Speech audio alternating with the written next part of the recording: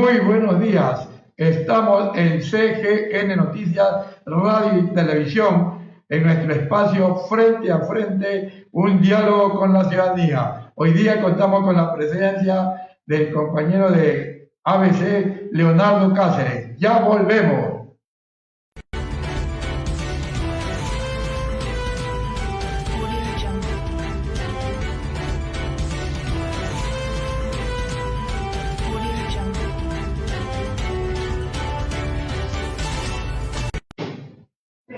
Bueno, estamos nuevamente en nuestro espacio Frente a Frente en la Unión Nacional de Periodistas Núcleo del Guayas. Contamos con la presencia del compañero Leonardo Cáceres del ABC, quien nos va a hablar sobre la conferencia que se va a realizar, si no me equivoco, el día 5 de junio, donde van a haber grandes personalidades. Muy buenos días, Leonardo.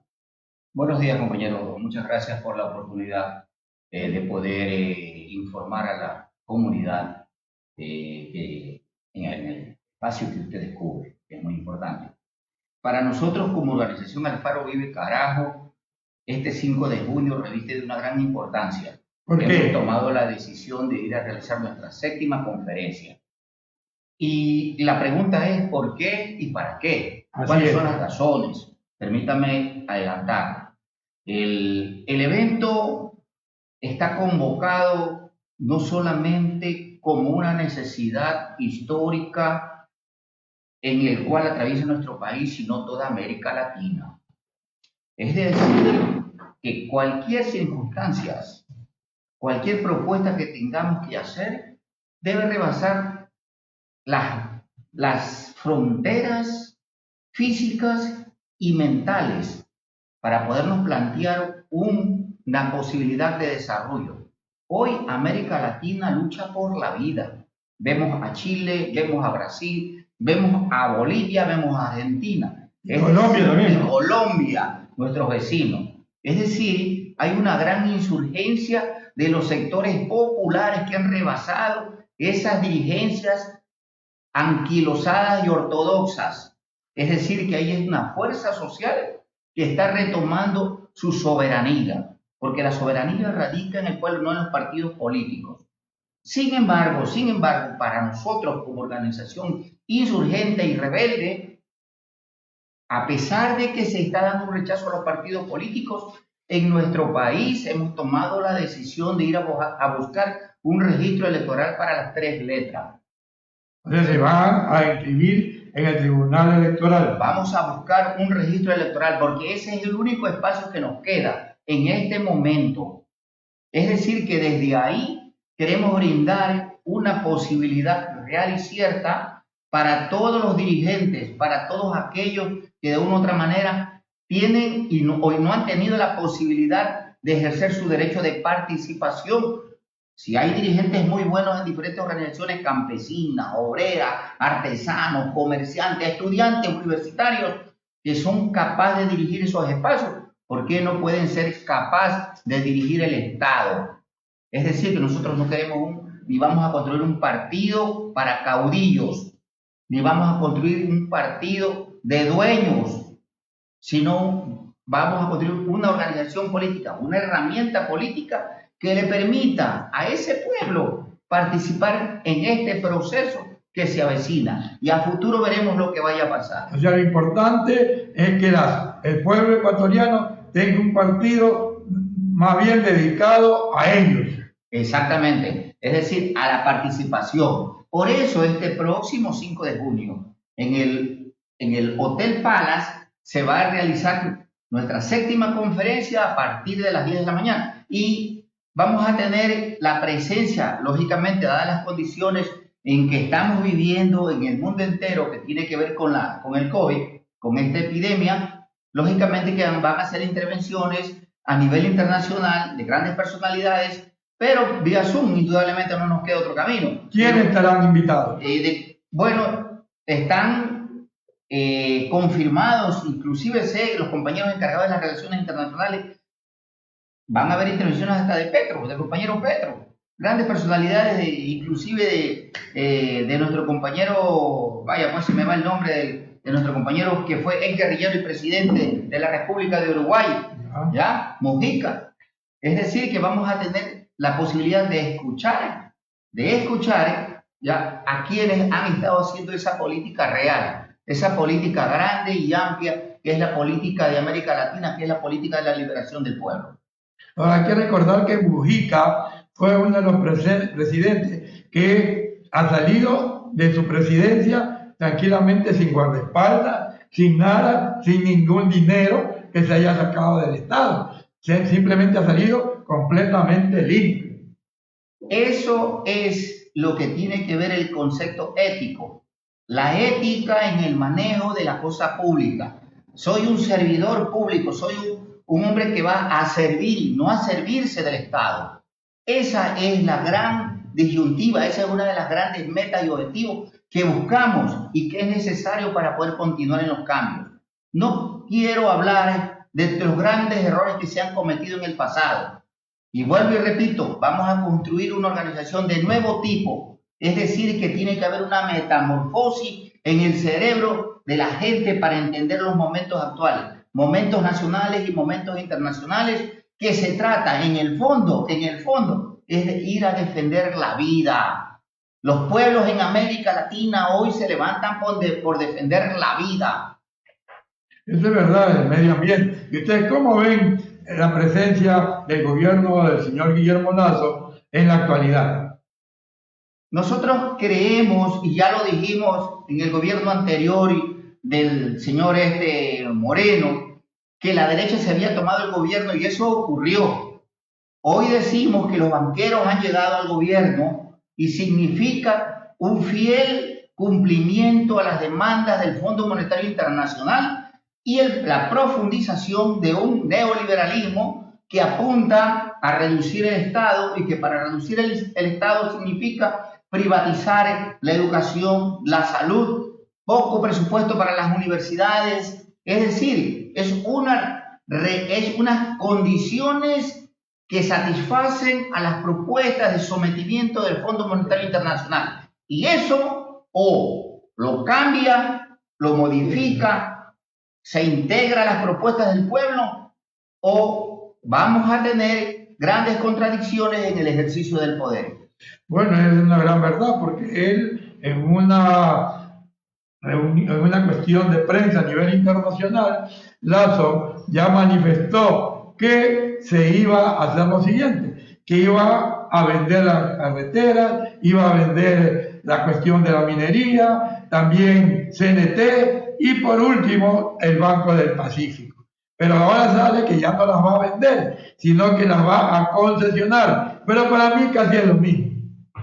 La Constitución es clara y habla de conservar los derechos del Estado, los patrimonios del pueblo soberano, que son los ríos, todo lo que tiene que ver con recursos naturales, y eso no puede ser privatizado.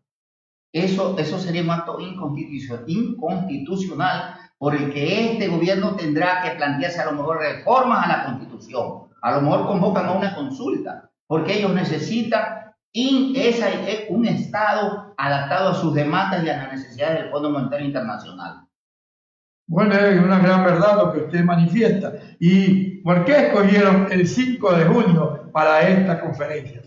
La historia de este país ha sufrido grandes cortes. La Revolución Francesa, los pensamientos liberales tuvieron que llegar casi después de 100 años con la Revolución Liberal. Y hoy, si bien es cierto, nuestro país ha ido sufriendo grandes cortes, en este proceso de búsqueda de democracia y libertades, Eloy Alfaro es una luz, una guía en su pensamiento. Es decir, un hombre entregado a los intereses de su pueblo, toda una vida de lucha, ¿ya? Para lograr el objetivo soberano que es el servicio para el pueblo. Nada quiero para mí, todo para mi patria que ha decidido ser libre. Bueno, ahí tiene una frase muy profunda. En ese sentido, para nosotros, Alfaro sigue siendo la lumbrera para los cambios necesarios en este país. Ahora, no nos olvidemos que Alfaro fue el hombre que dio luz en lo que es el ferrocarril y fue el que hizo que esto salga adelante. Y lamentablemente en el gobierno anterior ya han tratado de hacer desaparecer el ferrocarril, pero tengo entendido que en alguna parte del país la quieren volver a retomar. Esa es otra de las cosas, pues la identidad, o sea, nos quieren borrar hasta la identidad. Una, porque Alfaro es uno de los grandes hombres, no solamente del Ecuador, sino de América Latina. Entonces ellos pretenden que borrando las representaciones físicas podrán hacer o borrar de la mente de los ecuatorianos el ejemplo digno a seguir permanente de Eloy Alfaro. Bueno, como sabemos, el tiempo siempre es nuestro enemigo. Lo dejamos con la palabra final, agradeciendo de antemano su presencia y le deseamos mucho éxito en la conferencia del 5 de junio. Solo me queda invitar a todos los sectores que consideren necesario unir una gran fuerza para poder construir, generar la posibilidad cierta de los cambios necesarios. Es importantísimo la participación de todos los sectores y están invitados, pasaremos las invitaciones correspondientes a todas las personas dirigentes y organizaciones que deseen ser parte de esta corriente, de este gran pensamiento. Fue la intervención del compañero Leonardo Cáceres de ABC. Ya volvemos.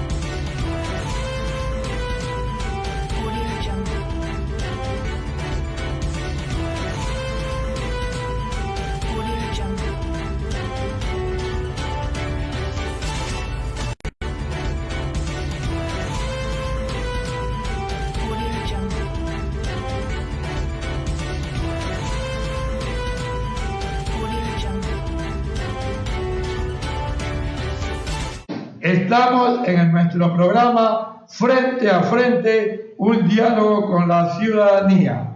El día de hoy, en el Fondo de Cesantía del Magisterio Ecuatoriano, se llevó a cabo la reunión de algunos miembros de la Unión Nacional de Educadores, conjuntamente con asambleístas recientemente electos, donde se encontraba la compañera Patricia Sánchez, Lucho Almeida, el abogado César Rom y otra asambleísta más que se me escapa el nombre. Han estado presentes en dicha audiencia, en dicha trabajo, digamos. Una sesión de trabajo donde ellos están analizando por qué quieren anular esta ley el ex ministro Pozo, que la dejó, simplemente ya fue aprobada anteriormente, Richard, fue aprobada por la asamblea saliente sin ningún inconveniente, y donde daban buena entrada a los maestros, se reintegraban los maestros que habían sido despedidos y también iba a ser la cuestión de la jubilación a menos tiempo, porque los maestros a veces terminan ya a los 70, 75 años jubilados y han cambiado todo eso. Pero parece que como el ministro Pozo dejó una cuestión suelta ahí para que no sea aprobada. ¿Cuál es tu criterio al respecto sobre esta cuestión de la ley del LOE? Me parece que respecto de esta sesión de trabajo de las asambleístas nacionales, arquitecta Patricia Sánchez, Lucho Almeida, César Rom y otros, con el gremio mayor de los maestros fiscales de la UNE, es importante en términos justamente de abrir una política de diálogo, ¿no?, con todos los sectores sociales, y mucho más cuando ya de por medio hay una ley que ha sido aprobada por la Asamblea Legislativa anterior y que está para, en este caso, veto del nuevo presidente Guillermo Lasso. Es importante señalar que esta nueva ley pone en el tapete nuevos aspectos de beneficio, consideramos particularmente para el sistema educativo del país, como vuelve la educación intercultural, por ejemplo, había sido eliminada. El presidente Lazo dice, y de hecho ha creado una secretaría para la educación intercultural, también ha creado una secretaría de la presidencia para los pueblos indígenas. Todo eso ya no había. ¿No? Entonces es importante que pues, se vuelva a poner en conocimiento de los nuevos asambleístas respecto de que el criterio de, en este caso de los maestros y maestras fiscales, de que es necesario que se sancione positivamente esta ley. Mucho se ha dicho ya, el ex ministro neoliberal Mauricio Pozo de Finanzas decía que esa ley digamos, era inconstitucional. Sin embargo, siendo ministro y su presidente, ¿no?, este señor Lenín Moreno, que para bien del país ya terminó su periodo, la sancionó positivamente sin ninguna observación. Entonces, hasta por respeto a quien era su jefe inmediato, debió mantenerse en silencio, porque si el presidente la sanciona, ¿no?, simplemente esto está en camino para que vaya al registro oficial. No tiene por qué, vamos a ver, medias tintas, peor opiniones de un ministro, en este caso, ex ministro Mauricio Pozo, para decir esa ley no es inconstitucional. Entonces, creo que vamos a ver el video de esta reunión de trabajo, ¿no?, de varios asambleístas aquí en el Fondo de Cesantía del Magisterio respecto de las exposiciones, ¿no?, de tanto de los asambleístas que hemos mencionado anteriormente como de los maestros. Adelante.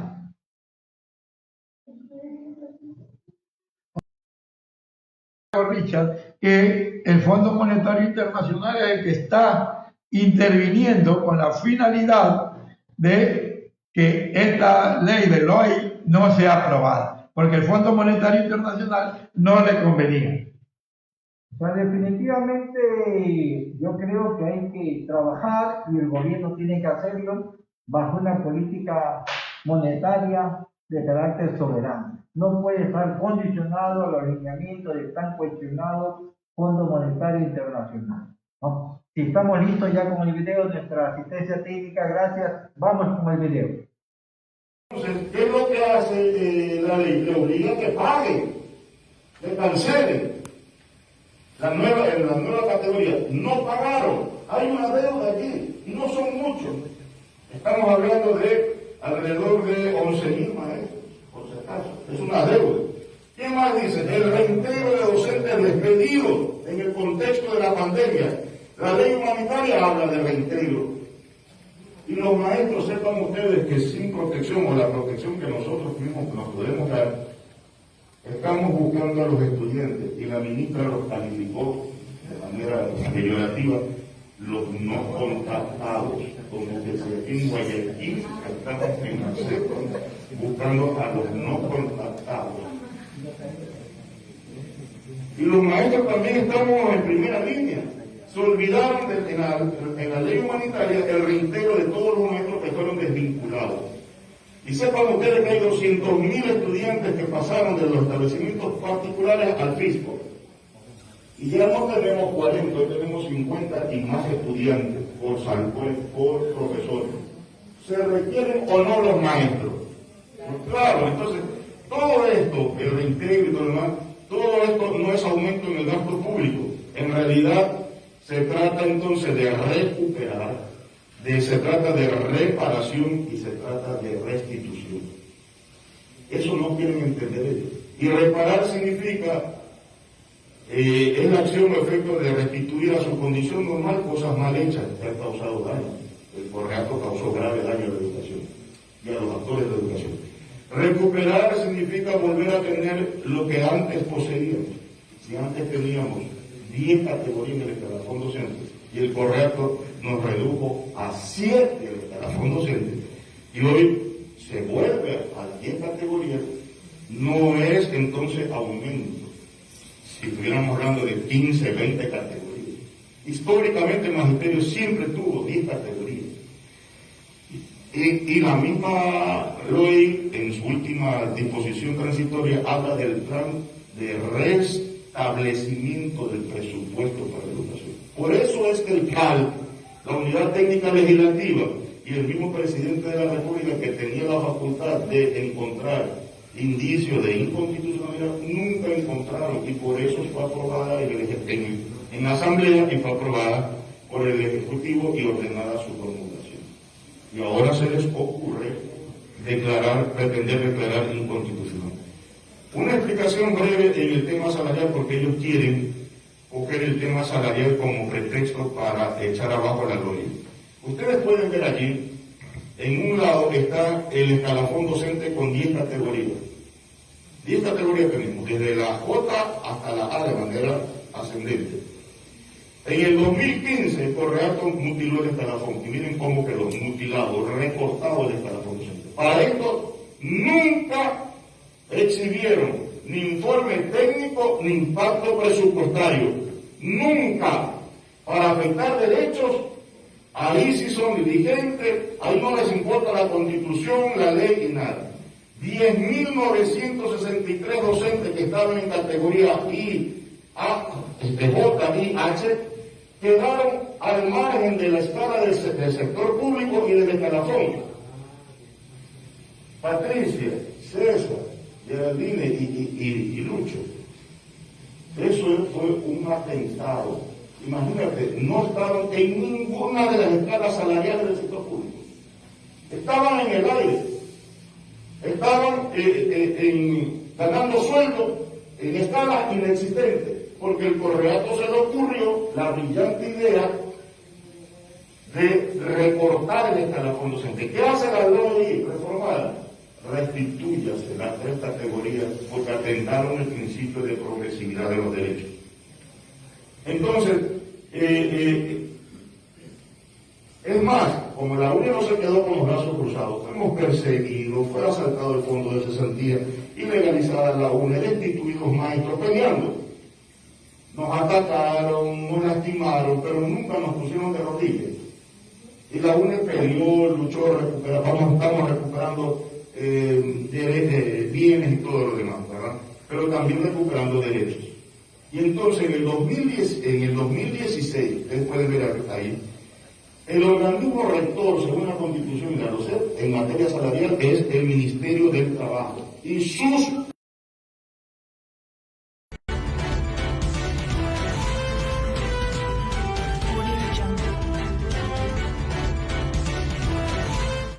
Bueno, ya se vio el video, esperemos que luego de esta reunión sea fructífera entre los asambleístas que han estado presentes y que sea lo que sirvan como pauta para darle luces al resto de asambleístas, porque no es que esta ley está totalmente vetada, sino que simplemente se espera 15 días con la finalidad que la asamblea diga su última palabra, si está bien, hay que vetarla, no hay que vetarla.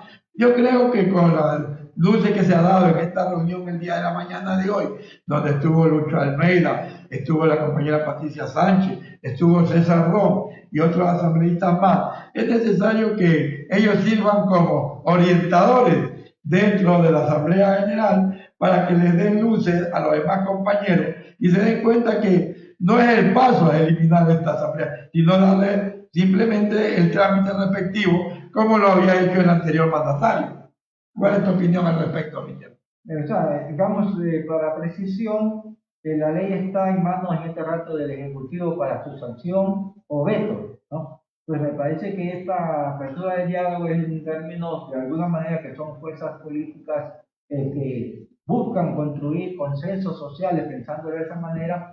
La reunión va en esa línea de justamente de que si pudiera hacer un acercamiento con el Ejecutivo para que esta ley orgánica de educación intercultural, ¿no?, que como decimos está para sanción de la presidencia, pues puede ser sancionada precisamente, puesto el Ejecutivo por el presidente sin mayor consideración, dado que beneficia, consideramos nosotros, al país. Es una ley propuesta, trabajada, elaborada en conjunto con la Asamblea Legislativa y el sector de los maestros fiscales del país, ¿no? Entonces, esperemos que el presidente Guillermo Lazo la sancione. Bueno, y cambiando un poco de tema, no nos olvidemos que hoy día a las 8 de la mañana se llevó un plantón en la empresa eléctrica del Ecuador por motivo de la queja de la ciudadanía en general, hasta de Urdesa,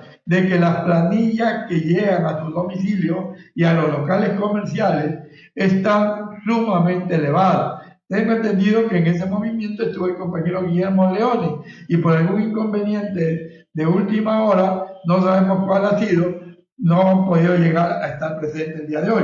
Pero estamos narrando los acontecimientos que se llevaron a cabo la mañana de hoy. Imagínense ustedes que en Urdesa, que es una plana mayor, la gente está reclamando que las planillas están sumamente elevadas. Y eso es grave, que estas planillas estén elevadas porque la gente les está subiendo de tono. Entonces la gente dice, no tenemos plata. Y lo más triste de todo, Richard, es cuando tú vas a quejarte a la empresa eléctrica, lo primero que te dicen es, no hay ningún inconveniente.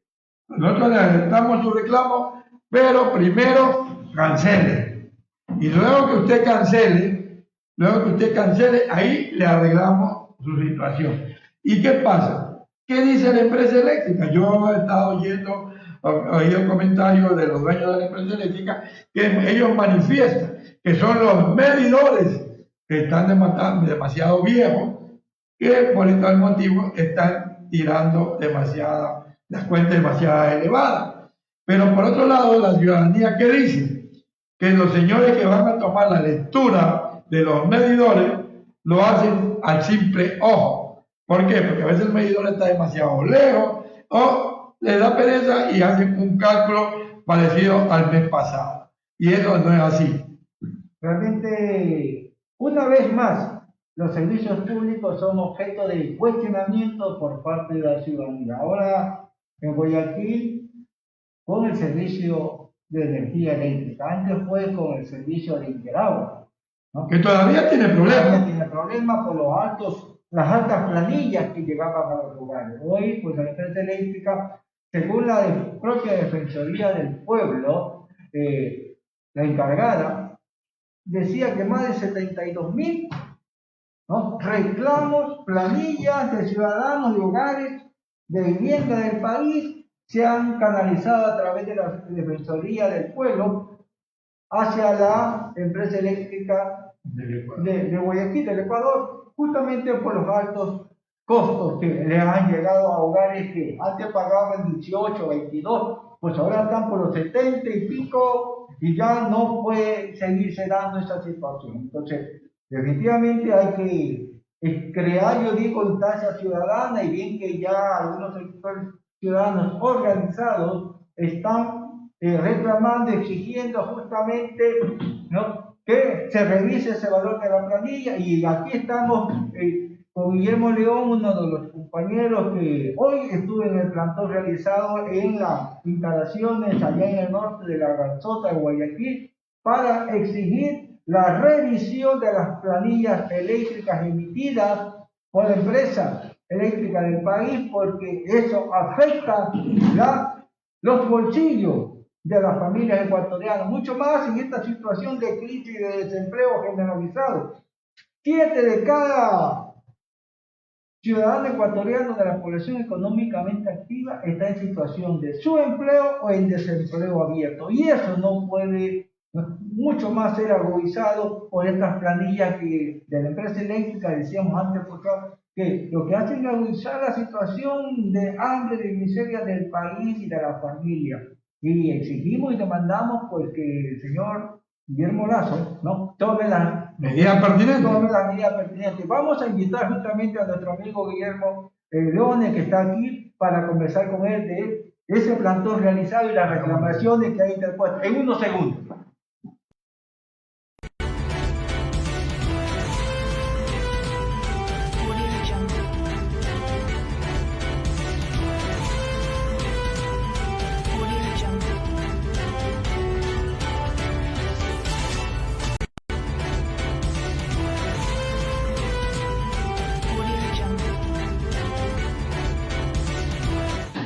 Estamos pues justamente para conversar con el señor Guillermo Leone, un amigo de esta casa de este informativo que siempre está en el activismo social ciudadano, precisamente interponiendo los recursos frente, en este caso, a un encarecimiento desmesurado, injustificado de los costos de la energía eléctrica. Bienvenido, Guillermo, cuéntanos sobre el plantón realizado hoy en el sector norte de Guayaquil, las instalaciones de la empresa eléctrica. Querido Sellán, buenas tardes, compañeros del medio de comunicación, ustedes del colegio. Creo que es importante que nos den esta oportunidad, porque quiero informar a la ciudadanía que desde hace 2 semanas o 3 semanas nos conformamos en un colectivo de organizaciones sociales y populares en función de enfrentar no solamente con el tema de los servicios básicos. El problema grave que tenemos ahora los guayaquileños es el tema del transporte público, y que oídos sordos o ponen la mirada hacia otro lado los gobernantes, el gobierno central, nuevo por cierto, el gobierno seccional y el caso de los transportistas, porque siempre terminan negociando de ellos, y los principales actores, nosotros los usuarios, los que cogemos los colectivos, no somos considerados, y producto de ellos debemos conformar en este colectivo para enfrentar. Quisiera un poco tocar este tema que se No, encantado, porque es parte de la problemática de la ciudadanía en este rato de Guayaquil, ¿no? Y hemos solicitado a la alcaldesa el martes anterior para que nos reciba hoy. Correcto. A las 4 de la tarde nos vamos a concentrar en la Plaza de San Francisco, una pequeña delegación, y nos movilizaremos hacia el municipio a las 4 de la tarde. Ella nos ha notificado vía oficio diciendo que nos recibirá el señor director de la ATM.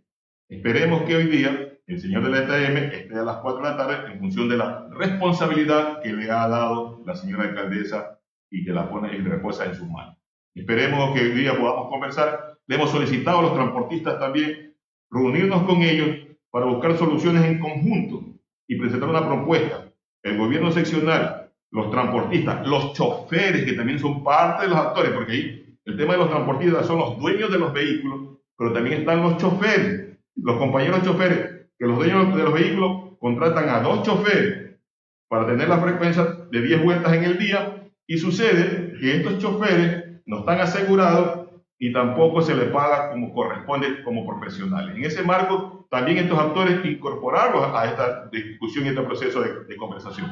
Y los usuarios principales estamos nosotros también planteando, porque siempre terminan negociando los otros a nombre de nosotros. Y en ese marco hemos planteado la necesidad de sentarnos todos estos actores. Esperemos que los transportistas que les pedimos en días anteriores, que esta suspensión, que dicen que es suspensión en función de poder consumir $40 que le dan hasta el mediodía, le hemos pedido un cambio, es decir, que trabajen de 4:30 a 9:30 de la mañana, y de 3:30 de la tarde a 7 de la noche, para que trasladen a la gente que se le trabaja, porque los que están perjudicando ni siquiera son los administradores municipales ni al gobierno central, sino al pueblo. Oiga, a la gente de a pie. Permítame interrumpirle aquí, porque en realidad también ha llamado la atención que en términos de tanto del gobierno seccional, la municipalidad, como el gobierno nacional, frente a este paro progresivo de un servicio público, en este caso del transporte, algunos se han pronunciado, han buscado hacer acciones, y simplemente, por ejemplo, se cumplió una semana de paralización desde las 2 de la tarde en adelante y no sucede nada. Sí, ahí hay una preocupación, y le hemos dicho, cuidado, es un tongo entre el gobierno seccional, el gobierno central y los transportistas. Están cumpliendo con su objetivo, porque ¿qué sucede? ¿A quiénes afectan principalmente? Es a la ciudadanía, al usuario, a los que le han dado de comer. Disculpen el término, toda una vida los transportistas han vivido del usuario, del pueblo. A nosotros los de a pie. Y entonces no pueden afectarnos a nosotros en esa fórmula que están aplicando. Y le hemos pedido que cambien su táctica, su estilo, para evitar la afectación principalmente a los que somos los actores principales, a los usuarios. Y lo otro, de que no hay de por medio tampoco un estudio actualizado respecto de los costos del servicio de transportación pública, diga usted, bueno, mantenimiento, reparación, ¿no? Fondo para reposición del vehículo. En definitiva, siempre viene el reclamo porque, bueno, se ha incrementado, dice, el costo del combustible, pero a contrapartida lo que siempre ha exigido la ciudadanía y supuestamente debería haberse realizado es la mejora en la transportación de las unidades. Cuidado, vamos a caer en la trampa también, porque en el 2014, no nos olvidemos, que ya nos subieron 5 centavos, valía 25, y nos subieron 5 centavos. Y no nos olvidemos que en esa época el transporte era popular y especial por todos centavos. Cambiaron la figura, subieron a 5 centavos a 30, pintaron los populares, pasaron a ser especial y nos cobraron 30 centavos y es más, le dieron gana. La vida útil de los transportes le subieron 5 años más. Y entonces, ¿qué beneficio? Beneficio para los transportistas. ¿Y trabajan a pérdida? No, pero sí perjuicio para la comunidad, para la población, que somos los que utilizamos el transporte. Entonces, en ese marco también estamos diciendo, sentémonos todos los actores, porque es un problema. Ahora por la pretensión del alza del pasaje, pero el problema principal es el costo del combustible que viene subiéndose desde el año anterior, desde el mes de julio del año anterior, tiene 10 meses en este momento, fue un decreto planteado en el año anterior, 2020, en mayo, se comenzaron a hacer ejecuciones en julio, y nos viene aumentando a ellos y a los que no solamente es el que utiliza el diésel, el colectivero, el transporte pesado, y ahora comenzó a aumentarse también el costo de los servicios de la movilización y los alimentos. 2 semanas ya tenemos que la gente que vamos los sábados y domingos al mercado se siente el impacto del aumento de los costos también de los alimentos. Y por último, nos metieron la mano ahora también en la CENEL, en la empresa eléctrica, y nos aumentaron el costo también de los servicios y que no tienen una explicación. Y hoy día fuimos para eso y le hemos pedido al gerente, al señor Manuel Miranda, el administrador de la empresa eléctrica Guayaquil, que nos dé una explicación técnica, cómo es así que se aumenta el costo de la energía cada 6, cada 4 meses y nos pasan factura al pueblo. Y lo peor, en el tema de la tarifa de la dignidad, en vez de aumentar la población, el tarifa de la dignidad va bajando.